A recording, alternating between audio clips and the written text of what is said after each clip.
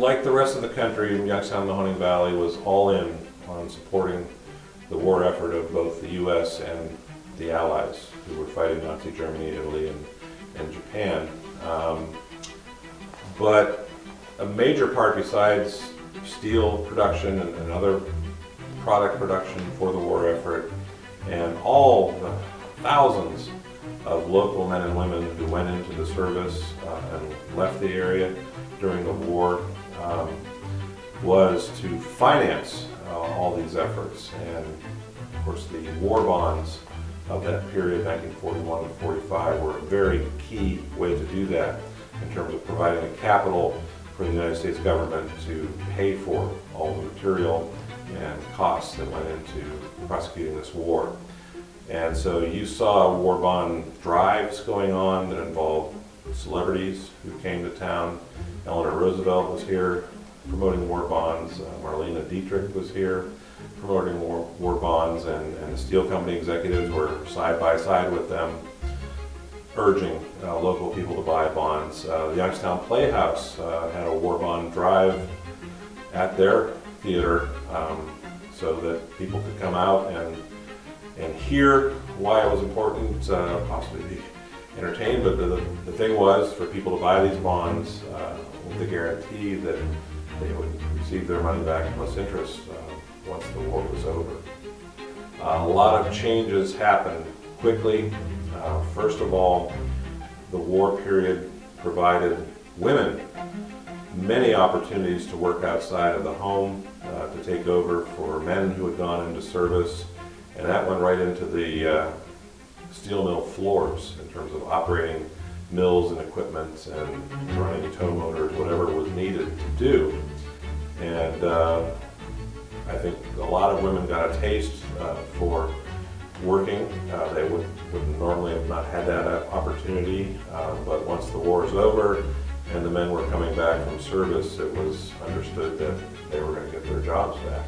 And so you had shall we say, a resetting of society in many ways to where it was before, but at this point, right after the war, you had a lot of pent-up consumer demand in terms of Youngstown's population was at its highest in this period, high 160,000 to 170,000. The whole city as we know it today was not developed yet, and so people were living on top of each other. Multiple families were living together in large homes, and so you began to see a merchandise and home building and all kinds of booms in the consumer economy. Alfred A. Chambers would become the new Playhouse president as 1944 began. Janie was on stage at the Playhouse with a top ticket price of $1.80.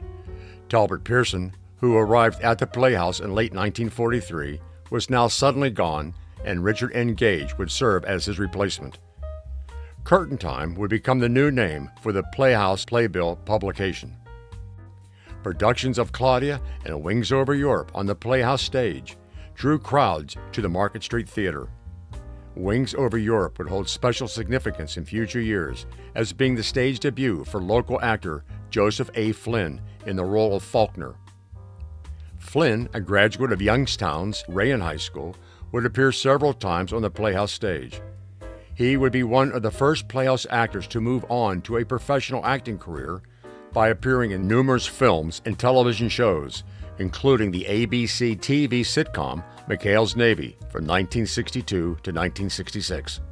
Other Playhouse actors were also beginning to achieve star status with local audiences.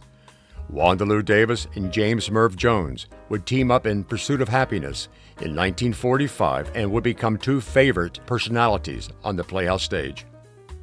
Richard Gage's tenure at the Playhouse would be brief with his departure in less than 1 year from his hiring. Harvey T. Warren would replace Gage. Warren, a close friend of Monty Woolley of The Man Who Came to Dinner fame, was a strong believer in community theater. His first Playhouse production, Shaw's Fanny's First Play, would be very successful, but his second, Three's a Family, would launch the careers of two future Youngstown Playhouse legends, John Abbey and John Griffith. It would also be Warren who would institute the idea of playhouse productions being regularly reviewed by the local newspaper, the Youngstown Vindicator. Reviews up to that time had been sporadic. Fred Childress would write his first review for It Not In Gath in 1946 and eventually become a household name in Youngstown. As the 1948-49 season opened, Warren would vanish from the Playhouse, setting the stage for the hiring of Arthur Sircom as the next director. Sircom was by far the most accomplished Playhouse director to date, with numerous Broadway directing credits. A native of Boston and a Yale graduate, Sircom brought a whole new level of professionalism to the Playhouse. He also worked frequently with Noel Coward at the Cape Playhouse in Dennis, Massachusetts. You had Arthur Sircom here. Arthur Sircom was a Broadway, off-Broadway regional theater director, well respected by everybody. He was a good friend of Uta Hagen and Herb Berghoff, her husband. They were very close. And Arthur was the first one to bring a professional level to the Playhouse. Well, first of all, Arthur was an older guy who had done New York directing. And for some reason or other, I don't know how, but they got in touch with him, and he came in. There was some good things and some not comfortable things, but he was a teacher. He actually wanted things to be done very well, and if you did a line or something, didn't do it, he'd stop you and get you back in it. And it was something, as you were an actor at a community theater, had not gone through. Nobody had done that with us before. I even noticed that today on some stages. You don't bring a director in like that. Oh, no. This guy, everything, the lines you did, the thing you said, what you did. Then we would meet after and go through exercises as an actor, and he would make us do it. He really made that good. He was tyrannical. And I remember one time, I think this actually happened, but I can't give you 100% accuracy. Some kind of a show that he was not happy about finally had the opening night. And the show starts, and in the back of the house you hear somebody saying, "Pull the curtain, pull the curtain, that is no good. They didn't do that right." They closed the damn curtain. After the show had started, he walked up and went back on the stage and said, "What the hell are you doing? You're supposed to do this." Sircom was a no-nonsense type of director, and although some refused to work with him, most at the Playhouse learned a great deal from him. His production of The Hasty Heart in 1948 would be the first to feature the future legendary duo of John Griffith and Rennie Turnello. It would also be the first Playhouse production to feature a black actor on stage in the person of Frank Stewart. Sircom also had another first in his pocket in 1949, as he acquired the rights to the Ruth and Augustus Getz play, The Heiress, the first non-professional production of the play anywhere in the United States. He scored major successes the rest of the season with productions of The Magnificent Yankee, Two Blind Mice, The Corn is Green, and A Silver Whistle before leaving the Playhouse to return to the Cape Playhouse. But this would be far from the last time that Sircom would direct a Playhouse production. While a feeble attempt was made for his replacement using guest directors, Sircom took firm hold of the situation in 1950, sending a reluctant Harry Ellerby to the Playhouse to direct Over 21. Ellerby was no slouch, having directed Judy Holliday in her Broadway debut in Kiss Them For Me, but he was not excited about working with amateur actors until he saw the talent at the Playhouse. But Ellerby was only there for one production. With a production of Darker the Moon looming on the horizon, Sircom would enlist the services of fellow director and good friend Ella Gerber. Gerber had just directed Charlton Heston in Design for a Stained Glass Window in New York. It would mark the first time a woman occupied the director's chair at the Playhouse. I learned some things from her, from Ella. And you never knew if she liked you or she didn't like you. But opening night, you'd always get a gift and a little personal note from her. She was a great director. I loved her. And of course, people don't know this. She was the only woman that was permitted to direct Porgy and Bess. Yeah. Sometimes people get a little big-headed in the theater, okay? We have egos that sometimes get beyond us. So if you started out when I started out, you didn't have an ego. I worked for a director, Ella Gerber, who was a tyrant. And she said in our first rehearsal, leave your ego at the door. There's no room for it here. By all accounts, Gerber was a taskmaster.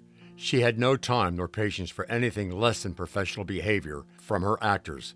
As a result, Dark of the Moon was the biggest hit to date at the Playhouse.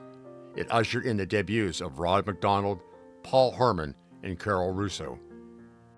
Sircom would return to direct a production of I Remember Mama, which would feature Joe Flynn. As usual with a Sircom show, it was a hit. But Sircom seldom stayed long, and following the show, he was off again. With the Glass Menagerie featuring Helen Moyer, Wanda Lou and Merv Jones, and Alexander Duncan Jr. leading off the 1951-52 season, Gerber returned to the director's chair. With her high standards well in hand, Gerber kept an eagle eye on actors during rehearsals.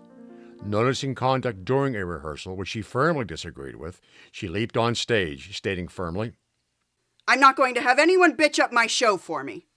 The show was an unqualified hit, but once the show was over, Gerber was gone again, with Sircom returning to finish off the season.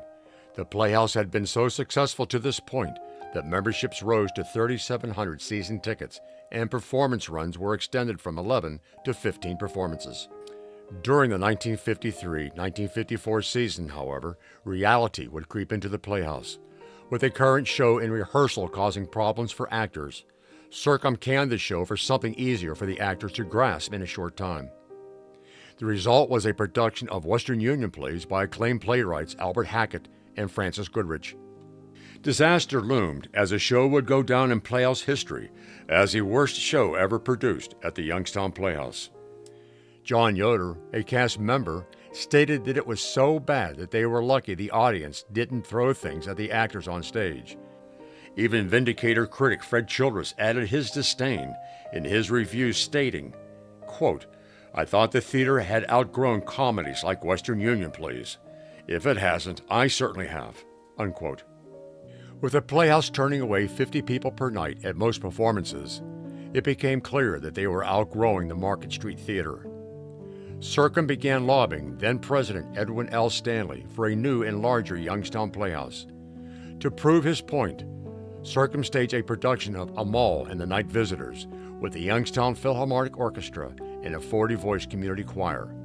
The show was much too large for the Market Street Theater, so it was staged at another larger venue in December of 1953. It also marked the first time the Playhouse would stage a musical. This production would also mark the stage debut of John Dumaine at the Playhouse, a name that would become synonymous with Playhouse quality. With the success of this production and the obvious need for more space, the Playhouse Board announced plans at the end of the season to build a new 500-seat theater.